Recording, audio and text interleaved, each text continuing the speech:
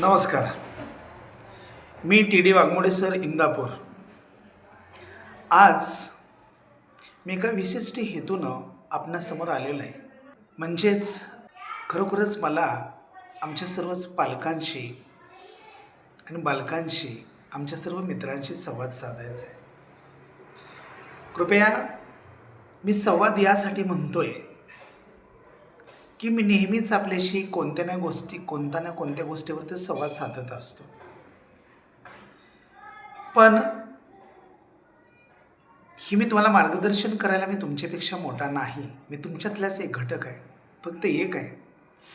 मानवानं मानवी जीवनामध्ये मानवी जीवन घडवत असताना, आपलं जीवन घडवत असताना कोणत्या गोष्टी आपण प्रकर्षाने केल्या पाहिजेत, कोणत्या गोष्टीवर विशेष लक्ष दिलं पाहिजे आणि कोणत्या गोष्टी आपल्याला अति महत्त्वाच्या आहेत, आपल्यासाठी काय महत्त्वाचं आहे, याविषयी आपण थोडीशी चर्चा करूयात. खरोखरच आपणा सर्वांना माहीत आहे, हे आधुनिक जग आहे, आधुनिक युग आहे, स्पर्धेचं युग आहे.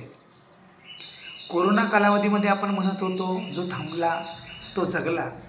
पण आज पुन्हा एकदा नव्यानं जग निर्माण झालं आहे. नव्यानं जग पुन्हा एकदा पाहायला लागलं आहे आणि पुन्हा एकदा आपल्याला लक्षात घ्या अशी म्हणायची वेळ आली, जो थांबला तो संपला. आज प्रत्येकजण पहा, तुम्ही आम्ही सर्वजण आपल्या मुलांच्या आयुष्यासाठी, आपल्या मुलांच्या उज्ज्वल भविष्यासाठी रात्रंदिवस पळतोय.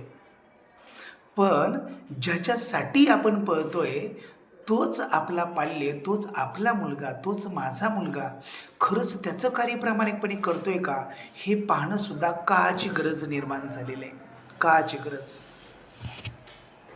हे पाहणं महत्त्वाचं आहे की ज्याच्यासाठी आपण रात्रंदिवस कष्ट करतोय आणि एकच वाक्य बोलतोय, मी जे सोचले ते माझ्या लेकराच्या वाट्याला येऊ नये.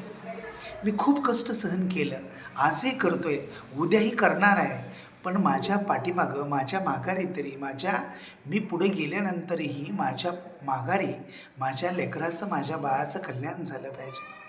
त्यानं स्वतःच्या पायावर उभं राहिलं पाहिजे, तिनं स्वतःच्या पायावर उभं राहिलं पाहिजे, त्यांनी त्यांच्या आयुष्याचं कल्याण केलं पाहिजे. आम्हाला रात्रंदिवस हे वाटतंय, पण खरोखरच ती मुलं नियोजनानं अभ्यास करतायत का? खरोखरच त्यांचं अभ्यासाचं नियोजन सुव्यवस्थितपणे आहे का? आपण त्यांच्यासाठी जे आपले अनमोल रत्न आहेत, त्यांच्यासाठी आपण आपल्या 24 तासातला काही वेळ तर दिला पाहिजे, असं मला वाटतं. आम्हाला माहीत आहे, तुम्हाला माहीत आहे की आपण आपल्या मुलांच्या आयुष्यासाठी आणि भविष्यासाठी त्यांना सुख समाधान जीवनामध्ये मिळवून देण्यासाठी, त्यांचं आयुष्य उज्ज्वल करण्यासाठी आपण रात्रंदिवस त्यांच्यासाठी पैसा कमवत असतोय. पण आपण ज्यांच्यासाठी पैसा कमवतोय ती मुलं उद्या पैसा ठेवतील का? आपण कमवलेलं ते ठेवतील का? का असंच गमवून टाकतील? हा एक प्रश्न आहे. म्हणून तर मुलांवर चांगले संस्कार करा, मुलांना चांगल्या संगतीत राहा असा नेहमी सल्ला द्या, त्यांच्याशी नेहमी पॉझिटिव्ह बोला. कारण एक चांगला विचार अनेक वाईट विचारांचा नाश करू शकतो. म्हणून त्यांच्याशी नेहमी पॉझिटिव्ह बोला, नेहमी त्यांना आत्मविश्वास द्या. कारण मी नेहमी सांगतो, आत्मविश्वास हीच खरी यशाची गुरुकिल्ली आहे. आणि एक गोष्ट लक्षात ठेवा, शिक्षक रात्रंदिवस एकच विचार करतात, एकच ध्यास, माझ्या विद्यार्थ्याचा विकास. तसं प्रत्येक पालकाचं सुद्धा एक टार्गेट असलं पाहिजे, एकच ध्यास, माझ्या मुलाचा विकास, माझ्या मुलीचा विकास. आणि जोपर्यंत होणार नाही तोपर्यंत मी स्वस्थ बसणार नाही.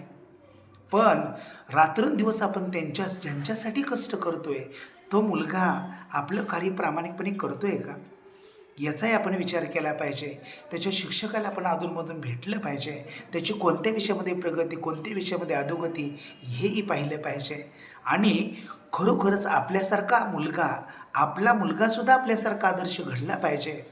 त्यानं स्वतः आदर्श बनवून समाजाला एक वेगळा आदर्श निर्माण करून दिला पाहिजे.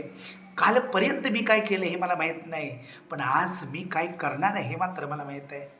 गेल्या वर्षीपर्यंत कुणाच्या नावाचा आणि कुणाच्या भावाचा जय जयकार झाला हे मला माहीत नाही आहे, पण इथून पुढं माझ्याच नावाचा होणार आहे हे मात्र मला माहीत आहे. गेल्या वर्षीपर्यंत कोणी कोणासाठी आणि कोणी केलेल्या कित्येक कार्यासाठी, उत्तुंग कार्यासाठी कित्येक टाळ्या वाजवल्या मला माहीत नाही.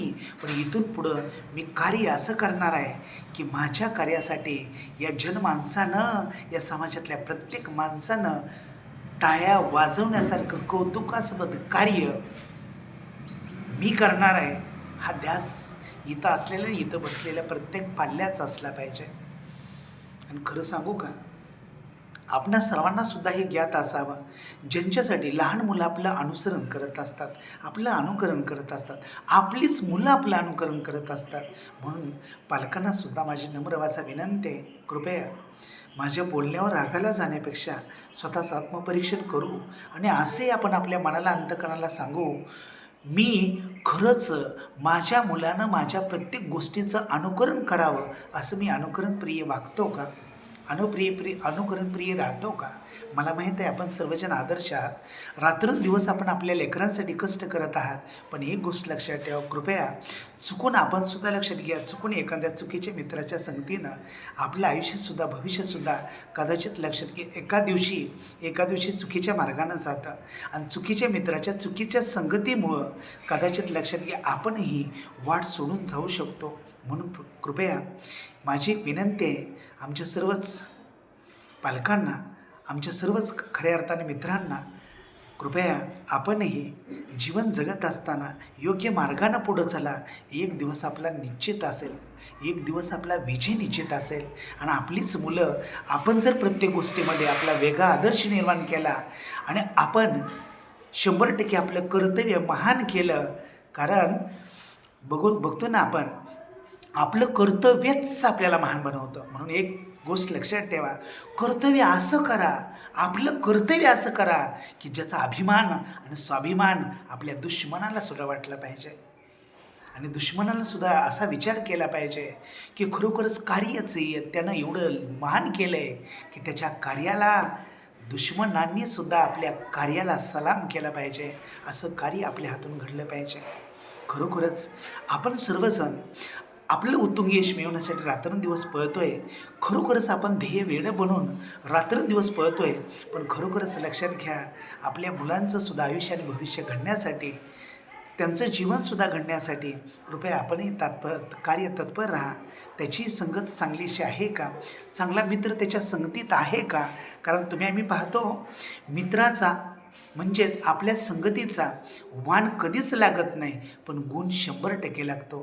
म्हणून चांगल्या मित्राची, आपल्या मुलाशी, आपल्या मुलीची संगत आहे का, हेही चेक करा. आणि कृपया तिचं अभ्यासाचं नियोजन बनवा.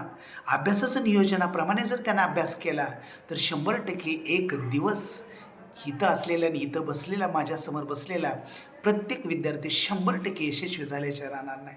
कृपया आपले लक्ष राहू द्या. रात्रंदिवस आपण ज्याच्यासाठी कष्ट करतो आहे, कृपया त्यांच्यावरती आपलं लक्ष राहू द्या. कारण तेच आज प्रत्येक घरामध्ये बघतोय आपण, एक मुलगा आणि एकच मुलगी, काही घरामध्ये एकच मुलगा. मग मला सांगा, तुमचं आमचं सर्वस्व तेच आहेत.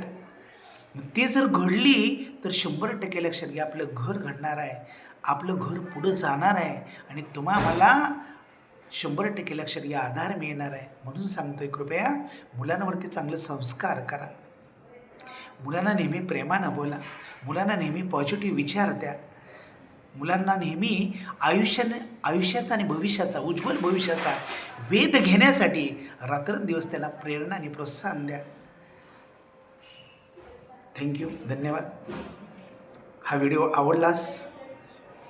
आपल्याला आवडला असेल तर कृपया शेअर करा, सबस्क्राईब करा आणि पुन्हा असंच आपल्यासमोर छोटंसं मार्गदर्शन, संवाद आपल्याशी करण्यासाठी कृपया संवाद करत असताना चुकून काही चुकत असेल तर क्षमा असावी. मी आपल्यातलाच एक घटक आहे, कृपया क्षमा असावी. फक्त एक आहे, मनाला, अंतकरणाला सांगा, जर आपण योग्य असेल तर योग्यरीतीने पुढं जा आणि आयुष्यात यशस्वी होईपर्यंत थांबू नका. धन्यवाद.